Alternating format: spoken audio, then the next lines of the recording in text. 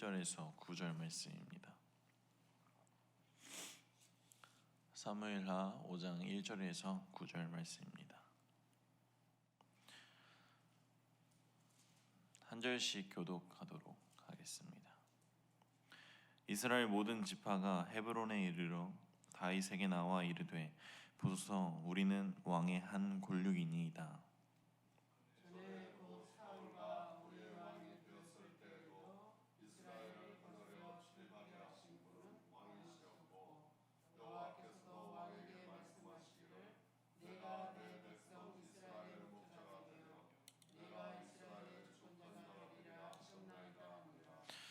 이에 이스라엘 모든 장로가 헤브론에 이르러 왕에게 나아오매 다윗 왕이 헤브론에서 여호와 앞에 그들과 언약을 맺음에 그들이 다윗에게 기름을 부어 이스라엘 왕으로 삼으니라.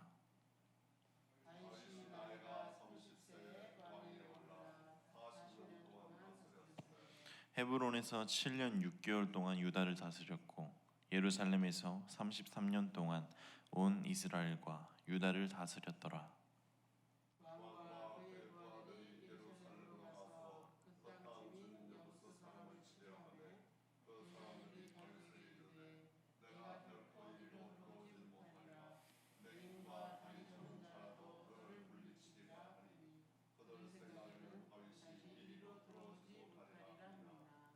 다윗이 시온 산성을 빼앗았으니 이는 다윗 성이더라.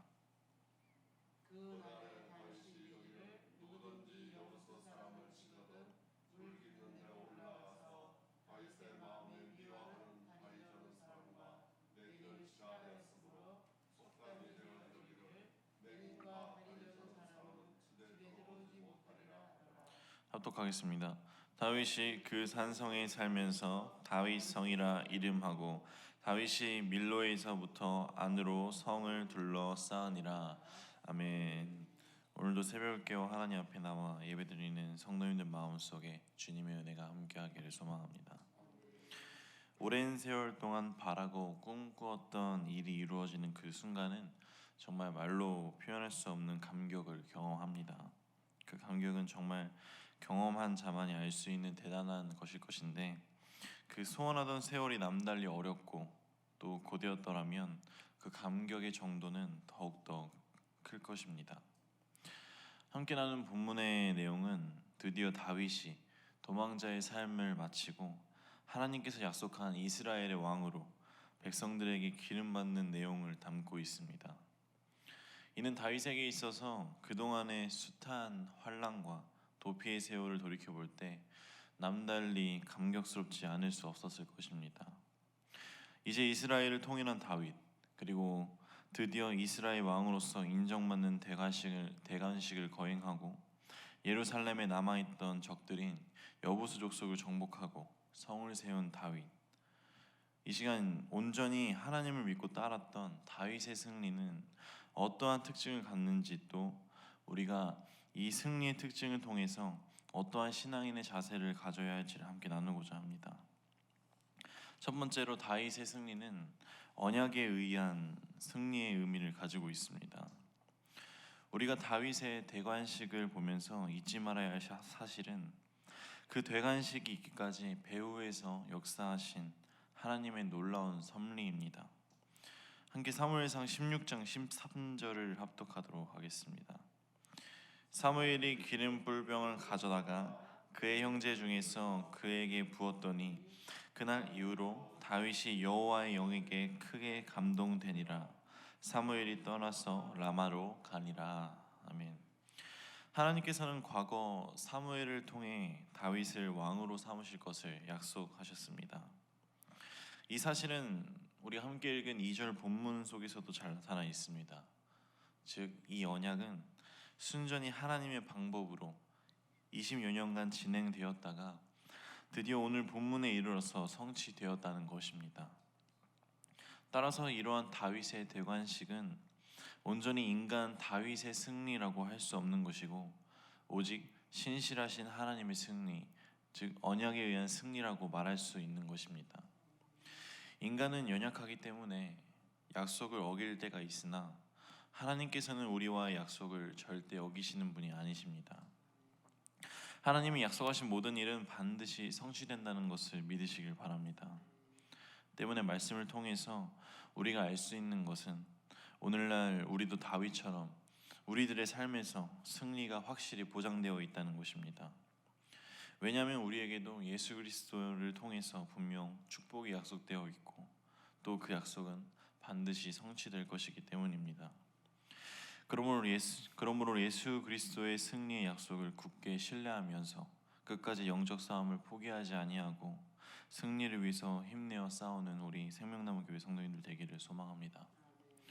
두 번째로 다윗의 승리는 믿음에 의한 승리의 의미를 가지고 있습니다. 다윗의 대관식은 다윗의 언약에 대한 믿음이 만들어낸 위대한 작품이라고 볼 수 있습니다. 다윗은 그가 사무엘로부터 처음 기름 부음 받은 날 이래로 한시도 여호와 하나님에 대한 믿음을 잃지 않았습니다.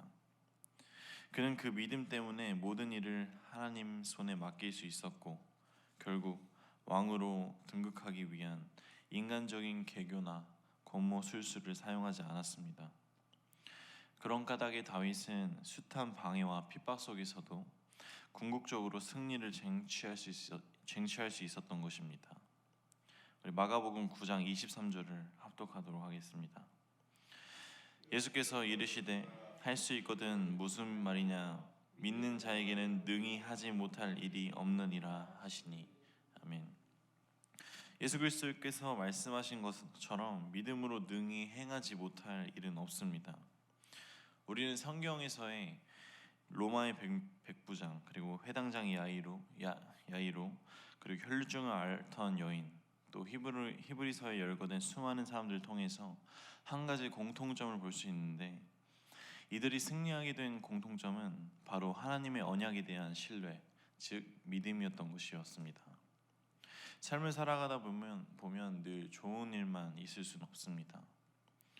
때문에 힘든 일들이 다가올 때마다 하나님에 대한 신뢰가 의심으로 그리고 원망으로 변할 때도 있고 또 하나님이 나와 함께한 약속보다 세상이 보여주는 화려함에 흔들릴 때가 있습니다. 그러나 진정 약속을 신뢰하는 믿음만이 나를 죄악에서, 나를 고난에서 구원한다는 것을 기억하시길 바랍니다. 하나님을 향한 우리의 확고한 믿음만이 우리를 승리로 인도하실 것을 믿는 주의 자녀가 되기를 소망합니다. 세 번째로 다윗의 승리는 인내에 의한 승리의 의미를 가지고 있습니다. 다윗의 대관식은 그의 인내의 산물이었습니다. 그가 그 대관식을 위해서 기나긴 고통을 참아내었다는 것은 성경을 본 이들이라면 누구나 알 것입니다. 그는 목동 시절부터 어린 시절부터 왕관을 쓰는 지금까지 20년이라는 긴 세월을 기다렸습니다. 그러나 그 긴 세월 동안 그는 한 번도 하나님의 약속이 더디게 이루어진다고 해서 조급해하지도 않았고 서두르지도 않았습니다. 따라서 그러한 다윗의 인내가 결국 본문의 승리를 가져오게 된 것임을 기억하시길 바랍니다. 야고보서 1장 4절을 합독하도록 하겠습니다. 인내를 온전히 이루라. 이는 너희로 온전하고 구비하여 조금도 부족함이 없게 하려 함이라. 아멘. 야고보 사도는 인내를 온전히 이루길 말씀하셨습니다. 왜냐하면 인내는 하나님의 은혜와 복을 받게 하는 통로이기 때문입니다. 성경에서의 욥의 인내가 결국은 그를 하나님의 은혜와 복으로 인도한 것처럼 또 아들을 얻기 위해 그토록 긴 세월을 견디어서 결국은 이삭을 얻은 아브라함처럼 하나님의 상급을 인도하는 이 인내가 우리 생명나무 교회 성도님들 마음속에도 임하기를 소망합니다. 정리하겠습니다. 문득 내 자신을 돌아보면 내가 잘 살아가고 있는 건가? 왜 나는 남들보다 뒤처지는 것만 같을까와 같은 열등의식과 같은 또 피해의식과 같은 마음이 들 때가 있습니다. 뭔가 하나님을 믿지 않는 이들이 더 잘 사는 것 같고 또 열심히 하려고 노력하지만 한계가 느껴집니다. 하지만 우리가 진정 하나님의 자녀일진데 결코 세상 속에서 실패하는 삶을 살지 않을 것임을 믿는 주의 자녀가 되기를 소망합니다. 우리에게는 그리스도를 통한 영생과 그리고 최후의 승리가 언약되어 있다는 것을 믿으시길 바랍니다. 그 언약을 신뢰하는 믿음과 믿음으로 인한 인내를 통해 함께 죽고 함께 살아가는 신앙 공동체가 되기를 간절히 소망합니다. 한 주간 살아갈 때 성령의 역사로 말미암아 다윗처럼 영적인 싸움에서 믿음으로 승리하면서 살아가는 주의 자녀가 되기를 간절히 소망하며 기도하도록 하겠습니다. 기도하겠습니다. 우리 빛 대신 하나님, 언제나 하나님을 바라보며 살아가려고 하지만 세상의 화려한 빛에 현혹되어서 하나님을 따르지 못한 나의 죄를 고백합니다. 용서하여 주옵시고 이 시간 내가 주님께서 나와 함께 하신 약속을 염원하며 나아가오니 세상에 굴복하기보다 세상에서 빛을 발하며 살아가는 주의 자녀 되게 하여 주옵소서. 내 마음에 믿음의 씨앗을 심게 하신 것을 믿으며 그 씨앗이 열매 맺을 때까지 주님의 뜻대로 살아보리라 결단하며 나아가는 주의 자녀 될 것을 간절히 소망하며 이 모든 말씀 주 예수 그리스도의 이름으로 기도드립니다.